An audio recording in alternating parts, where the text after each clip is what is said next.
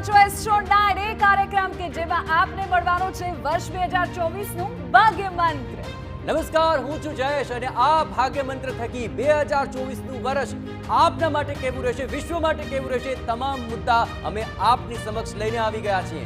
અને એ મુદ્દાઓની જાણકારી આજે તમને મળવાની છે અમારા આ હાઈટેક સ્ટુડિયો દ્વારા અને સાથે સાથે એ મહેમાનો કે જેને તમે અગાઉ ક્યારેય નહીં જોયા હો, એક સાથે 10 મહેમાનો આપને આપશે આપની દરેક પ્રશ્ન અને સમસ્યાનું સમાધાન. બિલકુલ, આ તમામ અનોખા અંદાજમાં આપની સમક્ષ રજૂ થવા જઈ રહ્યું છે અને આખરે આ 2024 નું વર્ષ છે તે અનોખા અંદાજમાં જ્યારે આપની સમક્ષ આવશે ત્યારે આપના તમામ સવાલોના જવાબ મળી જશે. અને સવાલો હશે યુદ્ધનો પ્રશ્ન હશે, ઇઝરાયલ ગાઝાનો પ્રશ્ન હશે, સરહદનો પ્રશ્ન હશે. જયેશ, બિલકુલ, આખરે રામ મંદિરનો મુદ્દો જે આ વખતે ભારત માટે અત્યંત મહત્વપૂર્ણ છે, તો રામ મંદિરથી આખરે ભારતની રાજનીતિમાં શું અસર પડશે તે પણ જાણશો. લોકસભાની ચૂંટણીનો પણ તો સમય છે, કોણ ગાદી પર બેસશે તેની પણ વાત કરીશું અને વેપારની દ્રષ્ટિએ, આર્થિક દ્રષ્ટિએ ભારતમાં શું નવું થવાનું છે, ગુજરાતમાં શું નવા રોકાણો થવાના છે એ વિષય પર પણ વાત બિલકુલ, અને કરીશું. ભાગ્ય મંત્રની અંદર આપના સ્વાસ્થ્યની પણ ચિંતા થશે કારણ કે કોરોના રિટર્ન થયો છે. શું આગામી દિવસોની અંદર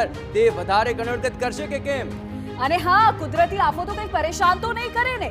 શું કોઈ આ બાબતે ડરવાની જરૂર છે ખરી? એ વિષય પર પણ જવાબ મળી જશે. અને આગામી વર્ષની અંદર શેર બજાર અને આર્થિક દ્રષ્ટિએ આ વર્ષ કેવું જશે તે પણ આપ અહીંથી જ જાણવાના છો.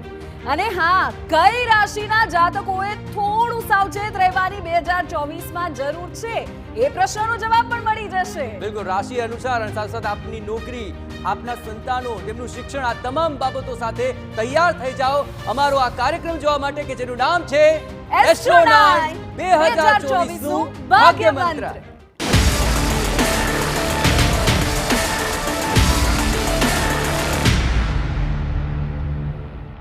2023 નું જે ત્રિકાલ દર્શન બતાવ્યું હતું, મોટા ભાગની જે આગાહીઓ છે તે સાચી પડી હતી. વિધિ, બિલકુલ, અને એ જ મહેમાનો અને એમની સાથે પણ વધુ કેટલાક મહેમાનોને લઈને અમે હાજર થઈ ગયા છે આપને 2024ના વર્ષનું ભાગ્ય મંત્ર કહેવા. બિલકુલ, અને ત્યારબાદ આપણે એ પણ જાણીશું કે આખરે આ 2024 નું ઓલ ઓવર આ વર્ષ કેવું રહેવાનું છે. શરૂઆત ક્યાંથી કરીશું વિધિ? શરૂઆત જ્યોતિષથી કરી લઈએ. સૌથી પહેલા આપનો પરિચય કરાવી દઈએ કે કોણ છે જ્યોતિષ શાસ્ત્ર સાથે એક્સપર્ટ્સ કે જે અમારી સાથે આજે જોડાવાના છે અને આપણે આપના સવાલોનો આપશે જવાબ. નમસ્કાર મિત્રો, સ્વાગત છે આપનું ભાગ્ય મંત્રમાં. હું છું શાસ્ત્રી હર્ષલ પ્રસાદ રાવલ, જ્યોતિષાચાર્ય અને ભાગવતાચાર્ય. નમસ્કાર, હું ડૉક્ટર હેમિલ લાઠિયા, મેદનીય જ્યોતિષાચાર્ય. નમસ્કાર, હું મિત્તલ વ્યાસ, મહાવાસ્તુ એક્સપર્ટ એસ્ટ્રોલોજર. નમસ્કાર, હું છું હર્ષવર્ધન શાસ્ત્રી, જ્યોતિષાચાર્ય, વાસ્તુશાસ્ત્રી અને ન્યુમરોલોજિસ્ટ. નમસ્કાર દર્શક મિત્રો, ભાગ્ય મંત્રમાં આપ સૌનું સ્વાગત છે. હું નરેશ રાણા, ભૃગુનંદી નાડી જ્યોતિષ, એસ્ટ્રો વાસ્તુ કન્સલ્ટન્ટ અને ન્યુમેરોલોજિસ્ટ. નમસ્કાર, હું ઇલ્લે Shastri, Navdurga astro, senior astrologer. અને હવે એ તમામ ટેરો રીડર કે જે આપનું 2024 નું આ વર્ષ કેવું રહેશે તે આપને જણાવવા જઈ રહ્યા છે, તેમનું ઇન્ટ્રોડક્શન જાણી લઈએ. નમસ્કાર, હું છું પુનીતજી લુલા, tarot card reader, world record holder. આપનું સ્વાગત છે 2024ના ભાગ્ય મંત્રમાં. નમસ્કાર, મારું નામ છે હેનિશા ખન્ના, હું એક ટારોટ કાર્ડ રીડર છું. ક્રિસ્ટલ શું કહી રહ્યા છે જાણી લો. નમસ્કાર, હું નેહા. પરિસ્થિતિ શું કરવટ લેશે? વિશ્વમાં અત્યારે જોવા જઈએ ને જે યુદ્ધના ભણકારા જે છે ને એ ધીરે ધીરે સમી જાય તેવા યોગ વધુ બેસે છે.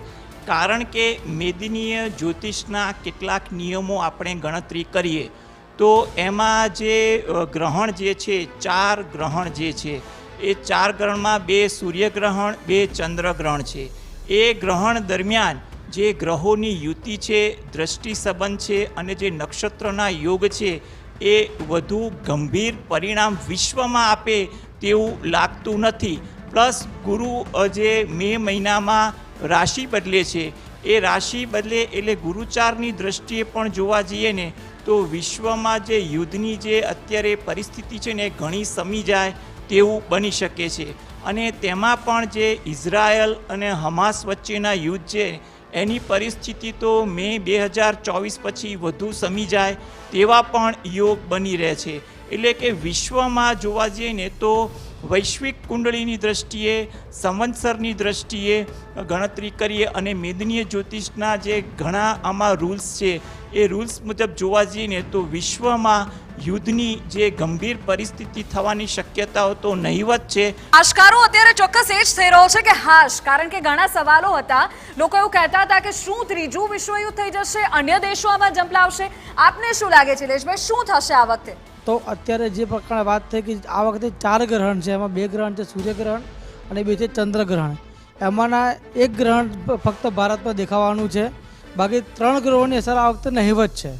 જ્યોતિષશાસ્ત્ર પ્રમાણે જોઈએ તો જ્યારે ગ્રહણની અસર વધુ હોય એ વર્ષ, આવતું વર્ષ અને આને આવનારા બીજા 3 વર્ષ એ ગ્રહોમાં અસર એકંદરે વધુ દેખાતી હોય છે. પરંતુ આ વર્ષે જે ગ્રહણની સ્થિતિ અને ગ્રહોની સ્થિતિને અનુકૂળ જોઈએ તો વૈશ્વિક સ્તરે જે અત્યારે તકલીફ ચાલી રહી છે, જે ઇઝરાયલના હમાસ ચાલે છે, એમાં જો શાંતિ પણ થશે અને મે જૂન પછી ધીમે ધીમે સ્થિતિ નોર્મલ થઈ જશે. બિલકુલ, આ આસાર જે આવી રહ્યા છે વિધિ, તેને લઈને આખરે એ પણ જોવું રહ્યું કે આખરે આ તમામ બાબતોને લઈને પરિસ્થિતિ તો થાળે પડતી જણાઈ રહી છે. મિત્તલ, આખરે શું લાગી રહ્યું છે, વિશ્વ પર તેની અસર કેવી વર્તાશે? કારણ કે સમગ્ર લોકો ચિંતા ઓછી થશે ખરી?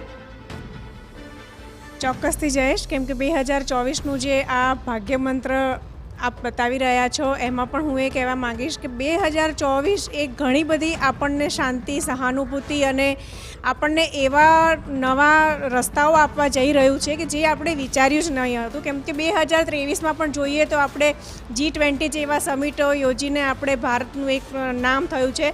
એવી જ રીતે 2024માં પણ ભારતે એક ઊંચું સ્થાન પ્રાપ્ત કર્યું. મિત્તલબેન, ખૂબ